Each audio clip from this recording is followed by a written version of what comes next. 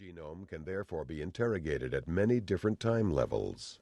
It can supply answers that reach back more than 50,000 years to the genetic Adam, a man whose Y chromosome is carried by all men now alive. Or it can be queried about the events of a mere couple of centuries ago, such as whether Thomas Jefferson, the third president of the United States, had a secret family with his slave mistress, Sally Hemings. From Adam to Jefferson, the genome is helping researchers create a new and far more detailed picture of human evolution, human nature, and history. From the great darkness, a surprisingly full narrative is emerging. This new narrative of the human past rests on a solid foundation laid by paleoanthropologists, archaeologists, anthropologists, and many other specialists.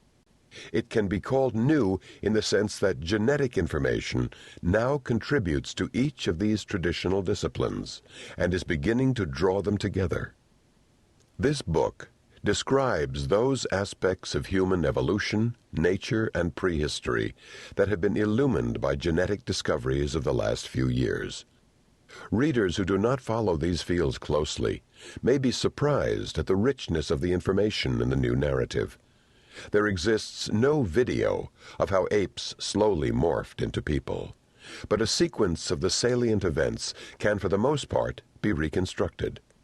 There is no map that records the dispersal of the new humans from their ancestral homeland, but researchers can now follow the path they took out of Africa and their migrations through the world outside.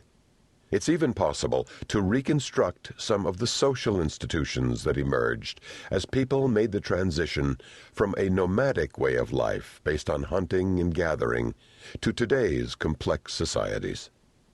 Information from the genome has helped tell paleoanthropologists when humans lost their body hair and when they gained the power of speech. It has clarified for archaeologists their long quandary as to whether Neanderthals and modern humans peacefully interbred with each other or fought until the Neanderthals' extinction. It has furnished anthropology with information about human adaptation to cultural practices like cattle herding and cannibalism. The cascade of DNA data is even benefiting historical linguistics, though indirectly, as biologists apply the tree-building methods developed for gene genealogies to reconstructing the evolution of language. On the critical question of the ancestral human population, the last group from which everyone alive today is descended, the techniques of paleoanthropology and archaeology are powerless to say anything about a people that has vanished without a trace. But geneticists, by rummaging around in the genome's rich attic, can fill in all kinds of unexpected detail. They can estimate how large the ancestral population was. They can say where in Africa it probably lived. They can put a date, though a rough one, on when language emerged. They can even infer, in one instance, what the first language sounded like. The first tailored clothes. Few findings better illustrate geneticists' ability to cast light into surprising corners of the human past than a recent estimate of the date that people first sewed their own clothes. Early humans may have used loose animal skins for millions of years, worn perhaps like a cape against the cold, but fabricated garments were a more recent invention. Archaeologists have never been able to determine when clothes were first worn, because both the materials and the bone needles used to sew them are highly perishable. In the fall of 1999, Mark Stone King's son came home from school in Leipzig, Germany, with a note warning that a classmate had a case of head lice. Stone King, an American researcher at the Max Planck Institute for Evolutionary Anthropology, read it as carefully as would any anxious parent. But as a geneticist long interested in human origins, his attention was drawn to a reassurance in the school note that lice cannot survive longer than 24 hours away from the warmth of the human body. I thought, if that was true, then lice must have been spread around the world by human migrations, he says. Stone King figured that if he could prove this were so, he would have discovered an independent confirmation of the migration pattern implied by human DNA.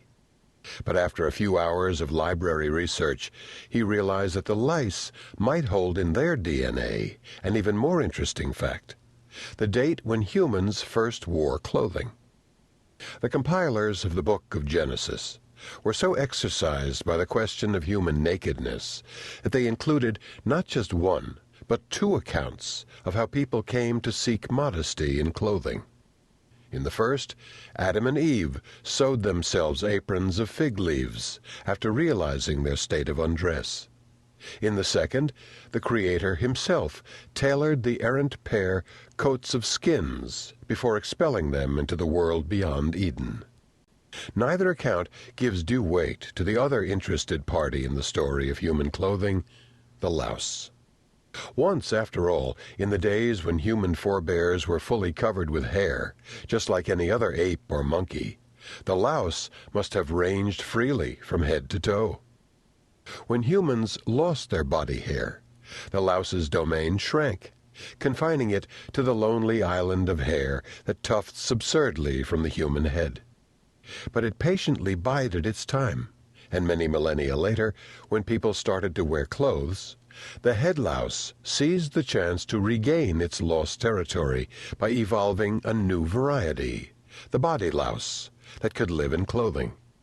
The head and body louse closely resemble each other, except the body louse is larger and has claws specialized for grasping material, not shafts of hair.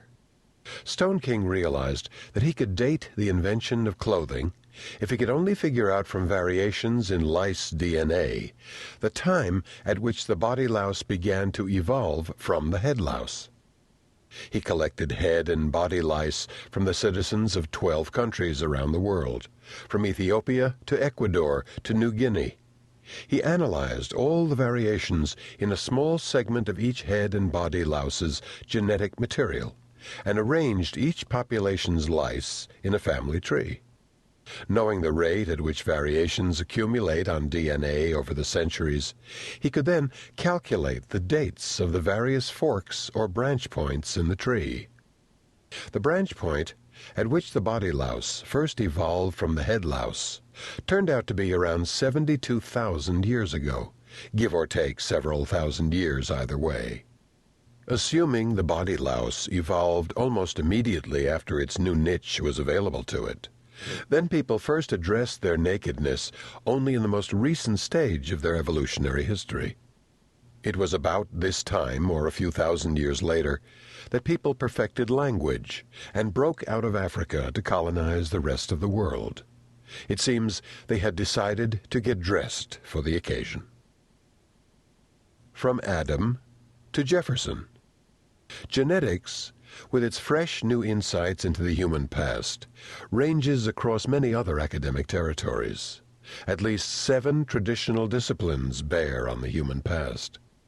Paleoanthropologists, the students of fossil human remains, have reconstructed the major steps by which the human lineage branched off from apes 5 million years ago, and by 100,000 years ago had morphed into humans who were anatomically, though not behaviorally, similar to people of today.